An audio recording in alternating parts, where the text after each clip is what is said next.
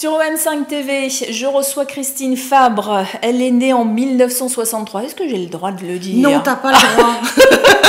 À Grenoble, elle est prof, réalisatrice, écrivain, chanteuse. Et oui, j'ai découvert qu'il y avait de la chanson. Bonjour. Bonjour. De la chanson sur YouTube, notamment. Une Oui. chanson, une reprise de Henri Salvador. Oui, bah oui. Et alors, il paraît que les gens, en t'entendant, sont soudain très très calmes et ça les apaise. C'est ce que j'ai entendu. Ouais. C'est ce que j'ai entendu à de nombreuses reprises. Donc peut-être. Donc une nouvelle carrière qui se dessine alors. Pourquoi pas? Bon, il faut parler quand même un petit peu de Christine Fabre. Et il y en a d'autres de Christine Fabre. Il y en a une qui fait de la poterie aussi quand on fait des recherches. Hein. Et on n'a pas du tout la même. Enfin, on a une adresse de. Quasiment semblable. En plus, oui. Ouais. Donc c'est difficile. Il y en a une, c'est .net, l'autre, c'est .com. Non, moi c'est .net, tout attaché en minuscule. Ouais, .net, christinefabre.net. Et alors, vous partez en Nouvelle-Calédonie un jour, comme prof d'espagnol. Voilà, oui, parce qu'à la base, je suis prof. Et pourquoi la Nouvelle-Calédonie? C'était une opportunité ou c'était vraiment un choix? C'était vraiment un choix et j'ai vraiment pas regretté parce que mes parents sont pieds noirs. Et je me suis retrouvée véritablement chez moi. Je me suis vraiment sentie chez moi. Alors que je ne m'étais pas vraiment sentie chez moi en France. J'étais allée au Mexique. Au Mexique, je m'étais sentie déjà plus ensoleillée, mais en Nouvelle-Calédonie, c'était vraiment le cœur. Je crois que le premier recueil de poèmes est écrit après le séjour au Mexique. Le premier recueil, le premier recueil date de 90, donc oui, effectivement, c'est juste. Juste après, oui, je me repère pas trop dans le temps, ça passe tellement vite. Et alors pourquoi il y a quelque chose qui s'est passé au Mexique qui a donné cette envie d'écriture? Non, ça date de bien avant, hein. J'écrivais depuis toute petite, hein, même avant que je sache écrire. J'écrivais déjà des chansons et je les enregistrais sur tape. Ouais. Et après, j'ai invité les copines l'après-midi pour jouer les sketchs que j'avais inventés. Donc ça date de loin. Hein. C'est pour ça alors, parce que j'ai vu également ton dernier court-métrage. Alors je vais montrer ici ce livre-là, c'est celui-ci.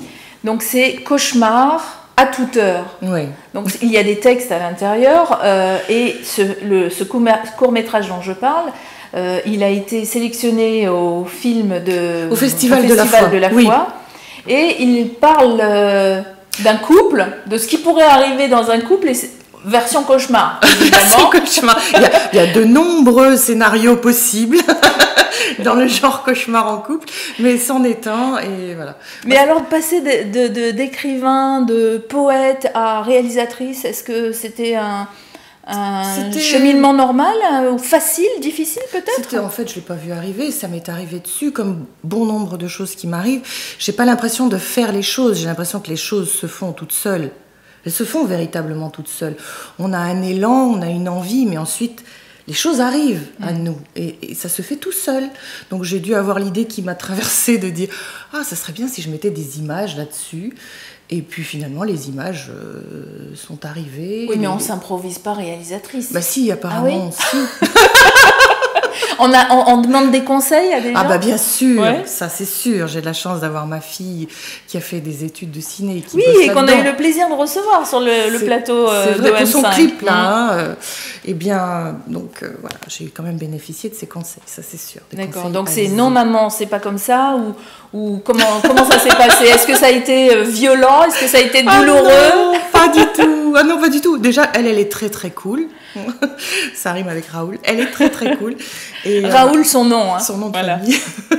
Amélie, de son prénom. Et en fait, ça s'est passé très très bien. Elle a juste été là pour me dire oui, ça c'est bien. Bah là, c'est un peu non, plutôt comme ça. Et non, c'était vraiment très facile, très facile. Et alors, c'est quoi? On prend une caméra et on se met derrière la caméra et hop, on filme. Ce que j'avais envie, moi, ce que j'avais envie, c'était une caméra subjective parce que j'écris énormément de nouvelles fantastiques dans lesquelles j'essaye de mettre le lecteur en personnage principal. Qu'il se reconnaisse. Mais qu'il soit carrément l'acteur principal de la nouvelle. Donc, la caméra subjective était une évidence.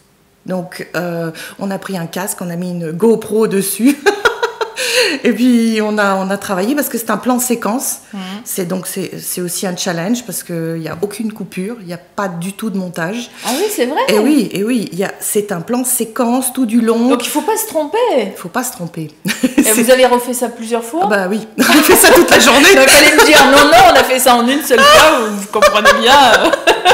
C'est ça le talent. Non, pas du tout. Zut. C'est vrai qu'on peut le croire des fois quand on regarde des films, on se dit ça a l'air évident, ouais, ça a l'air facile. Ouais. Mais non, que nenni. Bon, et est-ce que cette expérience de réalisatrice, ça sera encore quelque chose de différent pour la prochaine fois ou ça va s'arrêter là? Aucune idée. Mais comment veux-tu que je sache ça? J'en ai vraiment aucune idée. Donc Christine Fabre, elle veut faire quoi? Parce que maintenant, elle a quitté la Nouvelle-Calédonie. Oui, je suis venue retrouver mes parents qui vieillissent et donc ils ont besoin de moi. Donc voilà, j'ai laissé tous les amis et... tu peux leur faire de gros bisous. Bisous. Oui. Moi, on est regardé sur Internet, donc même ceux qui n'ont pas le câble ou qui n'ont pas la box... Je vous aime tous. Et on pense à vous. Et oui, dans les îles. Et oui, c'est clair. Donc de toute façon, ils sont dans mon cœur, je suis dans le leur, ça je le sais. J'ai pas disparu de la circulation, je suis là, je le sens quand on chatte sur Facebook, ils me disent j'entends ton rire. Donc je suis toujours là, ils sont là aussi. On ne s'est pas quitté en fait. La distance, c'est une illusion. Bien sûr. Et puis aujourd'hui, avec les moyens techniques, c'est vrai que la distance, elle n'a plus du tout la même... Alors là, je montre un autre ouvrage, je ne sais pas si on le voit bien. Qu'est-ce que c'est, celui-ci?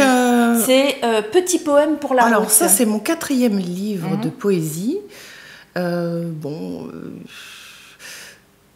Ça veut dire qu'on est sur la route de la Nouvelle-Calédonie quand on lit ce recueil? Non, c'était pensé autrement. Une route beaucoup plus grande et beaucoup plus large qui est celle de la vie, en fait. C'est Petit poème pour la route. Et à l'intérieur, il y a 2 parties. Il y a la route amoureuse, donc qui sont que des poèmes très courts. Je suis pas très... J'étale pas beaucoup la peinture. Moi, je préfère des touches très, très concentrées.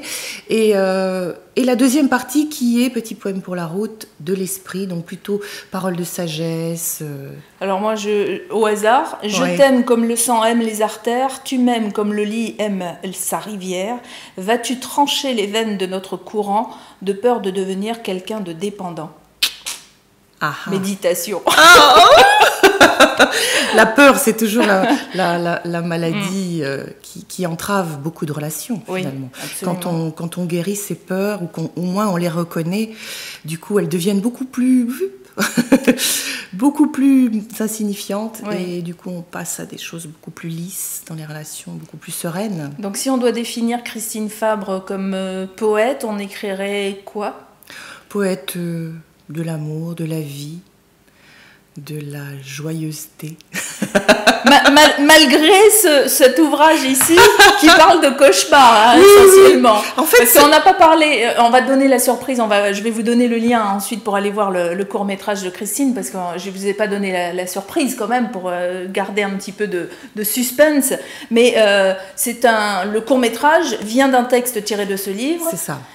Parle d'un couple. Mais alors, est-ce que ça veut dire que dans ce livre, il y a que des couples racontés? Non, du tout. Non.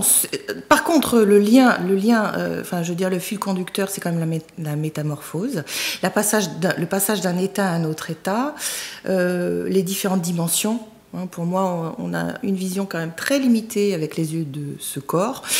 Donc, j'aime bien envisager toutes les possibilités. Donc, quitte à envisager le cauchemar aussi. Oui, le cauchemar fait partie de l'univers, mais il faut justement, comme la peur, le voir. Et on se rend compte que finalement, on s'imagine toujours pire que ce que c'est. On se fait toujours un monde terrible.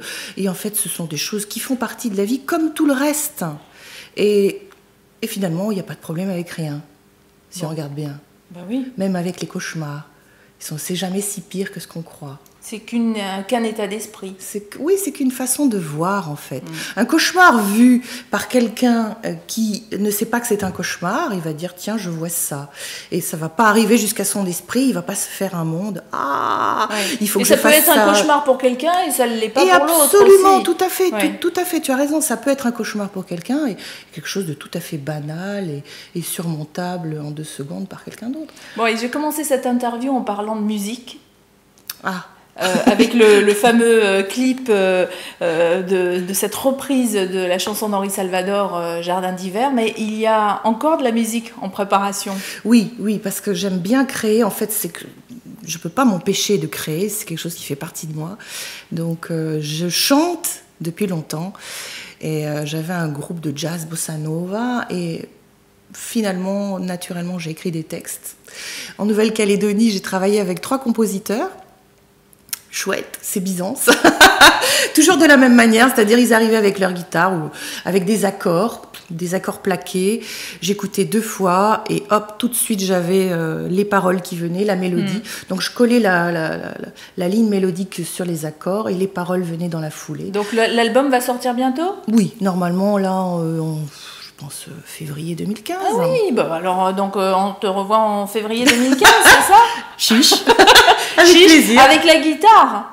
Ah, moi je joue pas la guitare. Ah zut, bon, avec quelqu'un alors pour t'accompagner. Pourquoi pas, pourquoi pas. Bon, pourquoi pas. En tout cas, l'invitation est lancée. Merci Christine Fabre. Si vous voulez plus d'informations sur cette prof d'espagnol devenue poète, mais est-ce qu'elle est vraiment devenue poète ? Non, elle est tout ça à la fois. Elle est poète, réalisatrice, écrivain, christianefabre.com. Et puis sinon, vous avez également une bio sur elle sur écrivain.nc.net, puisqu'elle a vécu un certain nombre d'années en Nouvelle-Calédonie. Et je suis toujours là-bas aussi. Et toujours là-bas avec le cœur. Voilà. Merci Christine. Merci à toi Lénaïque, à bientôt.